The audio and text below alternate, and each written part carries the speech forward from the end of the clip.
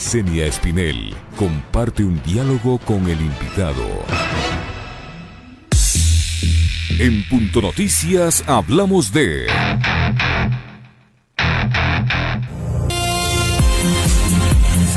Ecuador le expresa a China su malestar por una flota pesquera que ronda las Islas Galápagos, cuya fauna está protegida, y pidió a estas embarcaciones mantenerse alejadas de la reserva del archipiélago. Hemos hablado con nuestros amigos chinos de que este es un tema que el Ecuador ve con mucho malestar, que su población considera que debe suspenderse, dijo este miércoles el canciller Luis Gallegos.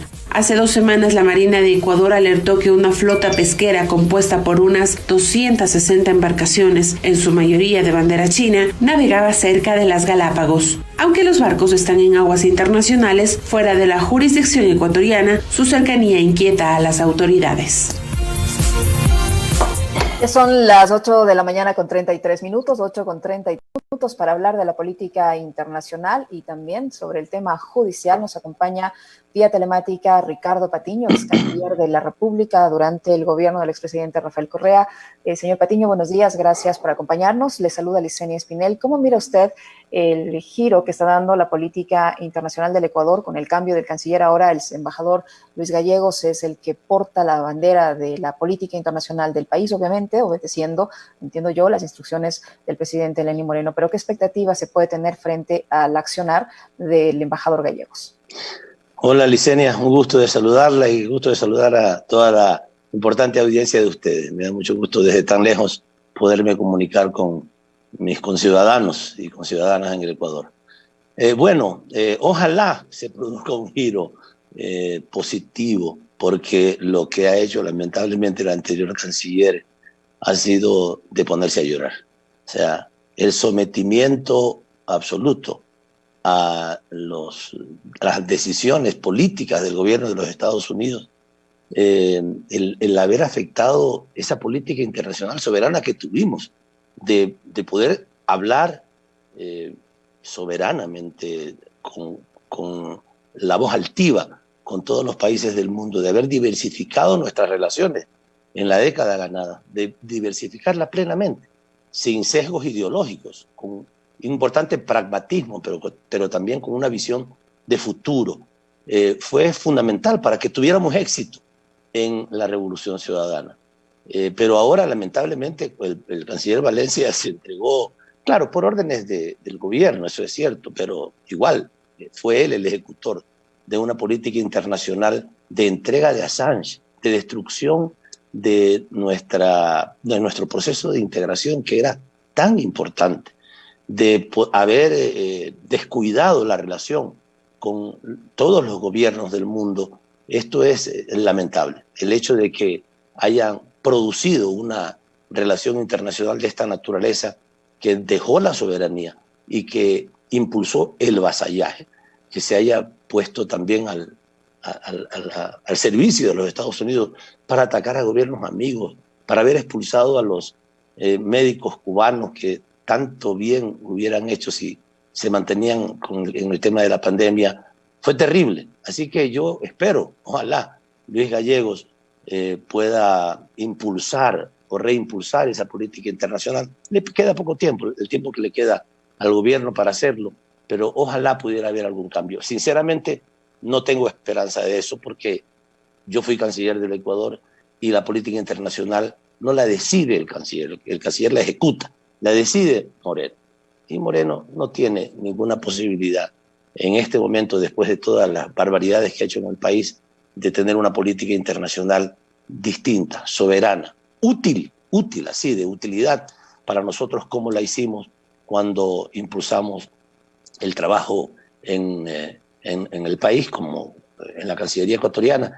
Y un tema que también es muy importante, la atención a nuestros migrantes. Ahora no se ha visto absolutamente nada. Lo contrario, el embajador que está en España, lamentablemente fue allá a decir que esperaba que los bancos ecuatorianos compren las deudas de nuestros migrantes para después perseguirlos en el Ecuador. O sea, desde la entrada fue cometiendo atropellos. La eliminación de tantos consulados importantes para nuestros migrantes que ha pasado en este gobierno realmente es lo peor que hemos podido ver en política internacional en el gobierno de Moreno. Y lamentablemente, yo me apeno que Luis Gallegos, un embajador de carrera, un embajador tradicional, haya aceptado esta Cancillería sabiendo lo que le va a imponer el gobierno de Moreno, que es una política absolutamente inútil para los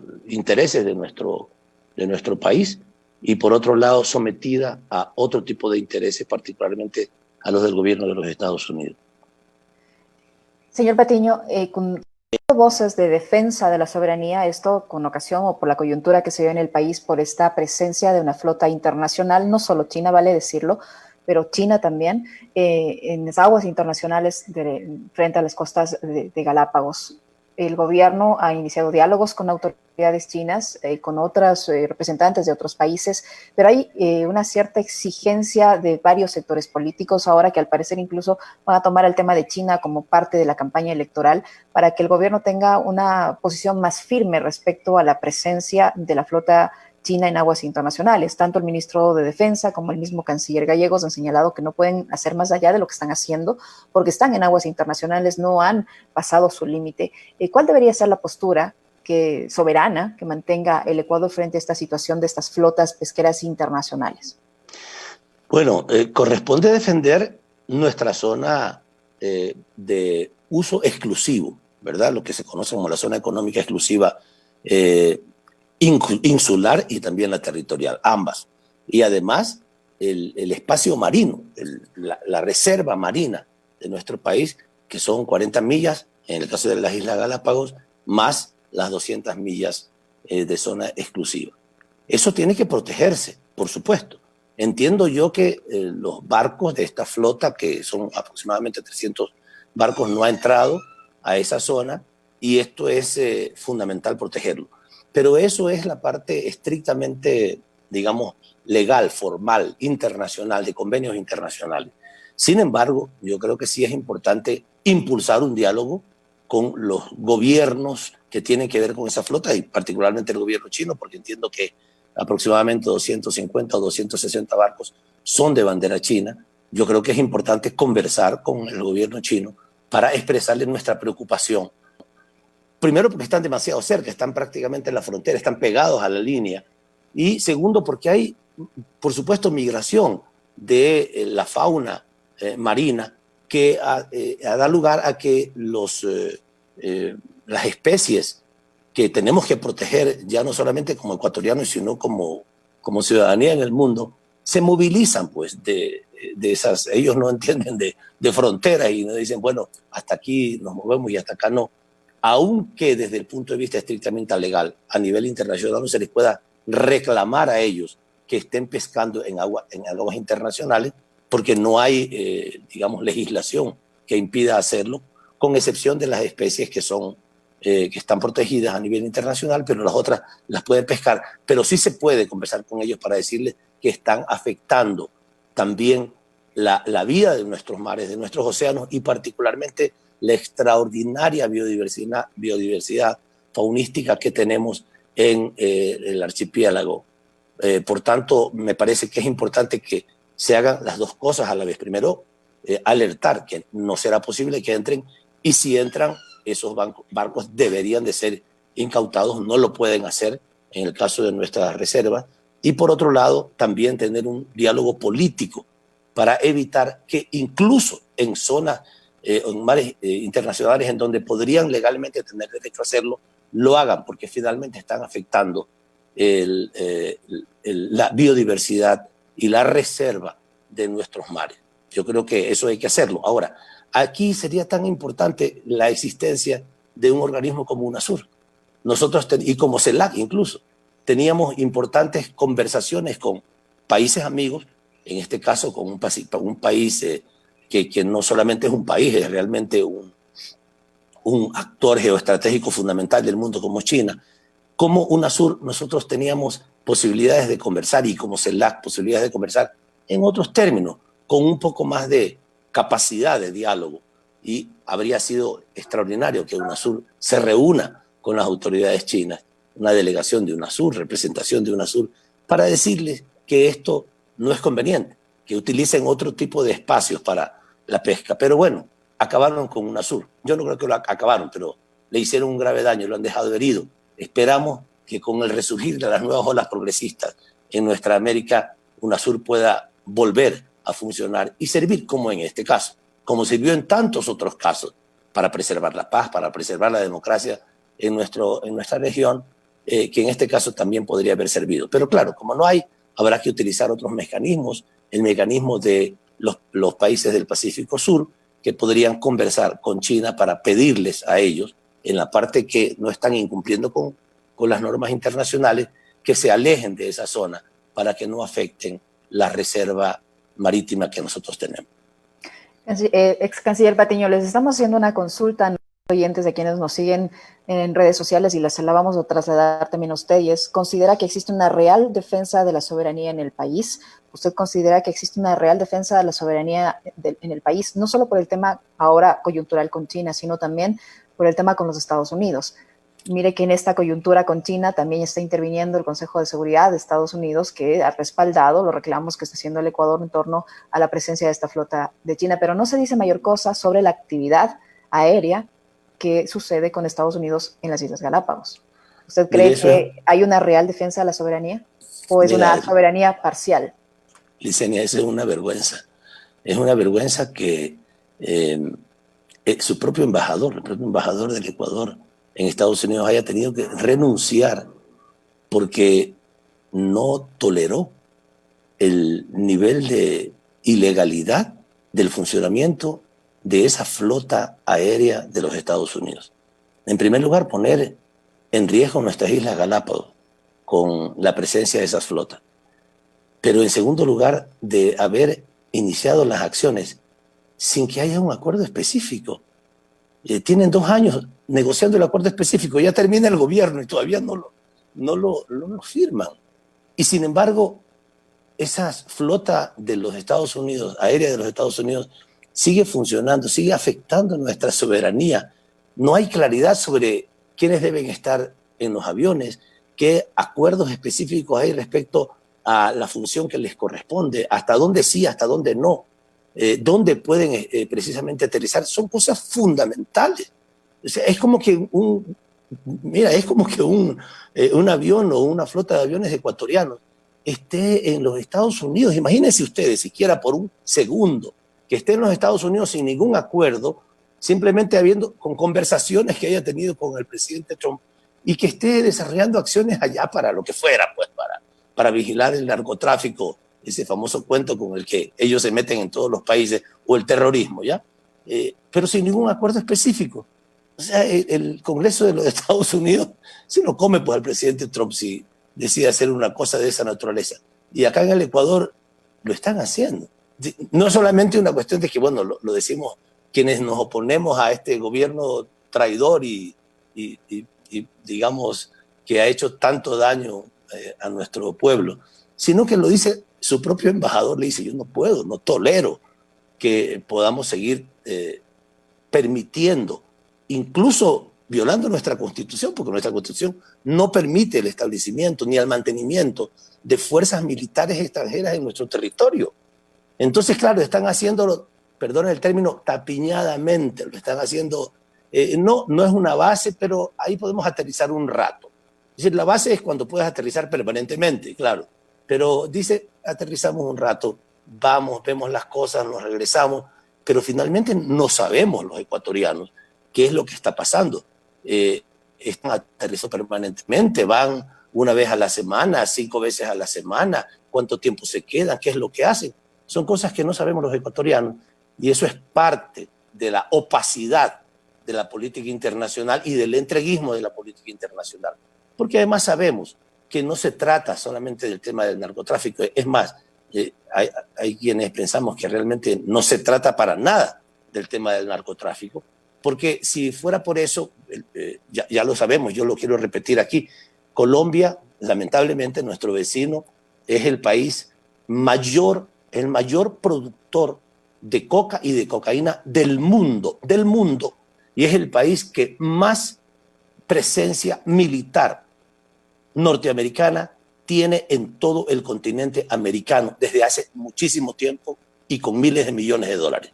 Si fuera que realmente ellos están haciendo y fueran efectivos, si realmente lo quisieran hacer para combatir el narcotráfico, ya habrían terminado o minimizado con eso. Y cada vez es más alta la cantidad, más grande la cantidad de territorio que en Colombia se cultiva coca y que se exporta cocaína. De tal manera que con ese cuento no nos pueden venir a los ecuatorianos, porque no están haciendo eso. Están teniendo control geoestratégico y militar de la zona. Eso es lo que les interesa. Y particularmente tratar también de tener amenazado a Venezuela teniendo un mayor control de la zona del norte de Sudamérica.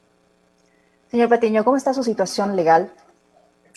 Bueno, la situación legal es complicada, como ustedes saben, por haber dado un discurso. Me iniciaron un proceso judicial, 2 personas mandadas por el gobierno, una en Quito y una en Guayaquil, para acusarme de instigación a la rebelión. También utilizaron a muchos medios masivos, a los grandes medios de comunicación, para armar todo un tema. No se olviden que la señora María Paula Romo, esta señora que quiso ser vicepresidente de la República y a pesar de todos los amarres que hizo en la Asamblea no lo logró.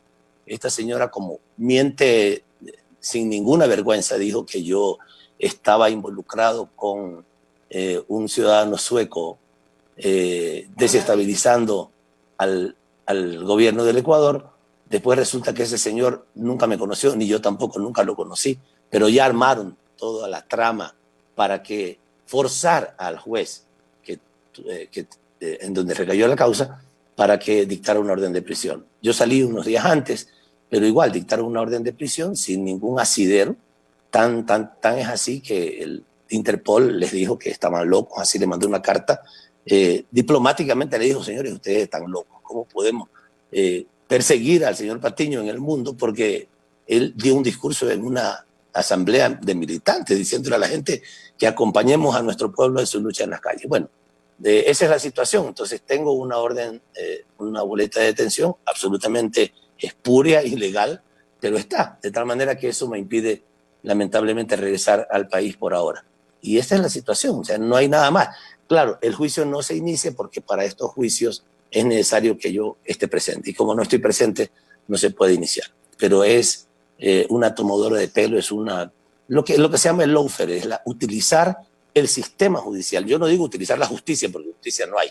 Utilizar el sistema judicial manipulado, como lo tienen, presionado permanentemente, para atacar a los adversarios políticos. Y como nosotros éramos y seguimos siendo la única fuerza realmente opositora a este gobierno traidor de Moreno, traidor a nuestro pueblo, entonces, claro, nos persiguen a todos nosotros, pero ya regresaremos en el momento oportuno para continuar trabajando con nuestro pueblo, para continuar con más olas progresistas y revolucionarias en el Ecuador y en América Latina y volver a tener un país que tenga esperanza, que tenga bienestar, que tenga equidad, en donde se viva como vivíamos estos 10 años de la Revolución Ciudadana y que ahora se han convertido en un infierno. El Ecuador, lamentablemente, en cierta medida, no digo que es un infierno, porque eso, no se puede decir eso, pero en muchas cosas sí, desde el punto de vista de la acción del gobierno, es un país que no tiene futuro, que lo dicen todas las encuestas de un lado y del otro, que es un país en donde la gente no tiene esperanza en lo que se viene en adelante, porque no hay liderazgo, porque no hay una perspectiva de futuro, porque una gran cantidad de políticas públicas en beneficio de los ecuatorianos y de las ecuatorianas han sido eliminadas, incluso hasta las obras físicas. Lo único que han hecho, las únicas inauguraciones que han hecho es cambiarle el logotipo que antes había del Ecuador a mala vida por otro logotipo que se inventó el traidor Moreno. Señor Patiño, la situación judicial complicada no solo la viven varios de sus ex compañeros de gabinete, de sus ex compañeros de trabajo que formaron parte del equipo del expresidente Correa, él mismo, con el caso Sobornos 2012-2016, el ex vicepresidente Jorge Glass.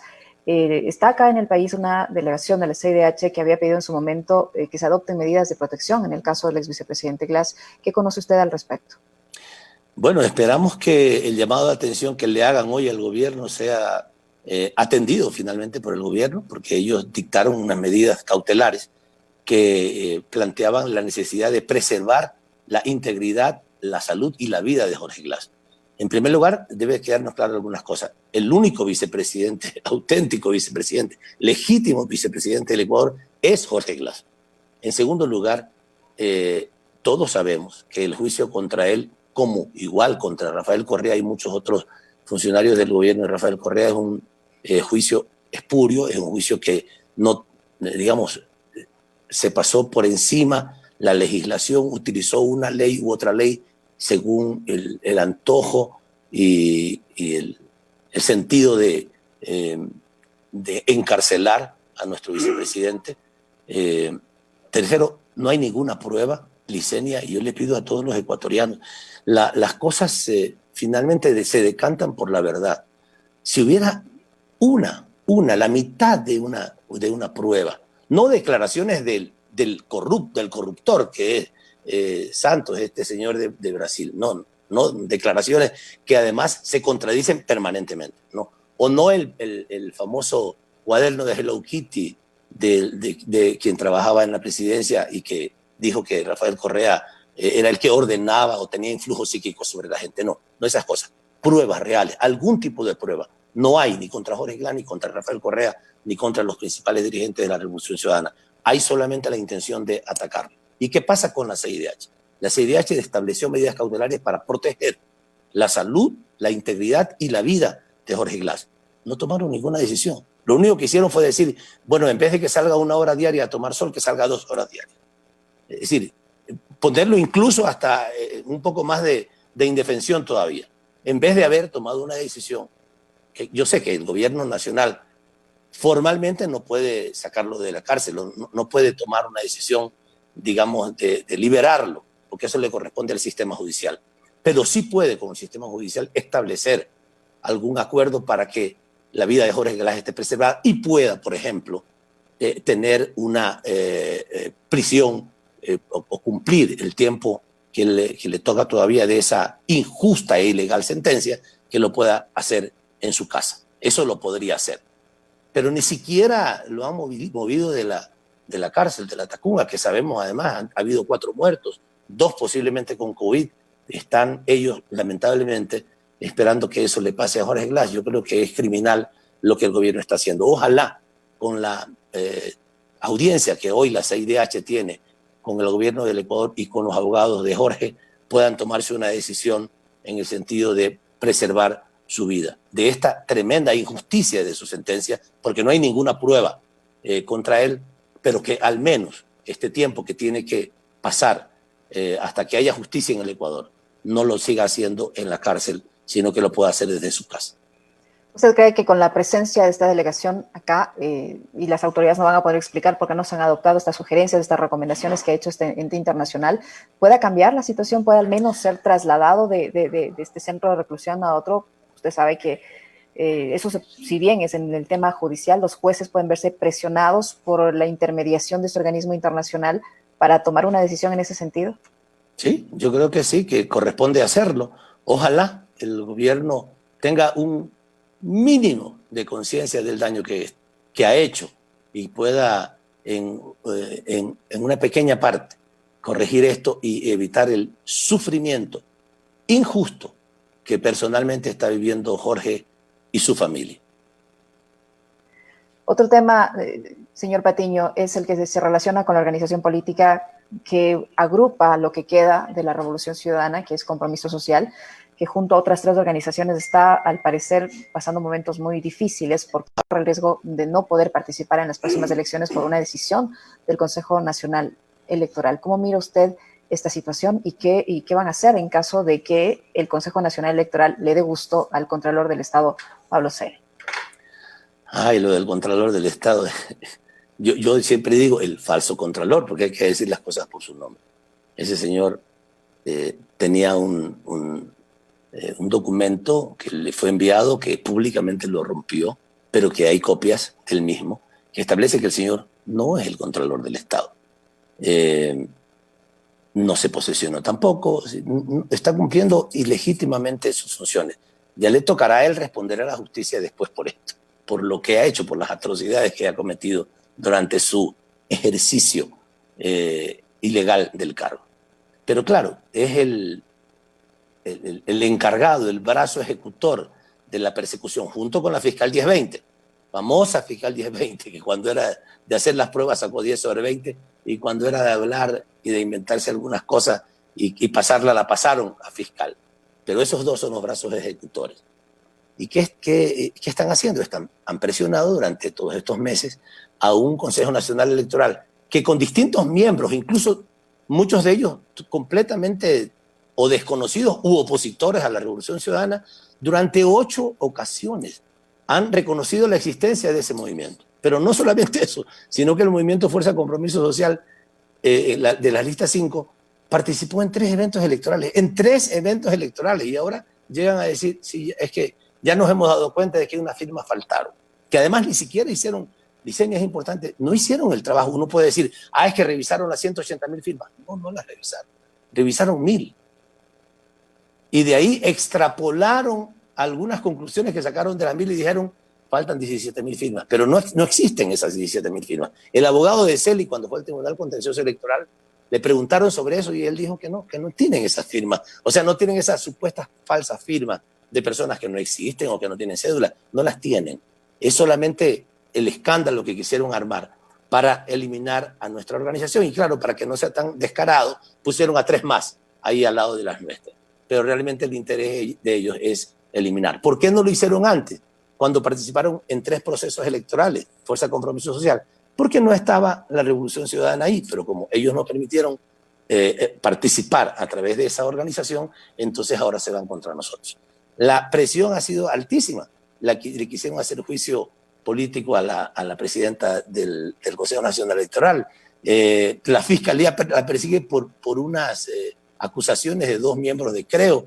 De todo le han querido decir. Y finalmente el Contralor, también arrogándose funciones, porque ha incumplido la Constitución, le exige al Consejo Nacional Electoral que elimine del registro a la organización en la que nosotros estamos todo eso para lograrlo. Finalmente lo lograron la semana pasada, y con tantas presiones, además de la ministra de Gobierno, por supuesto, con tantas presiones ellos decidieron suspender nuestro movimiento.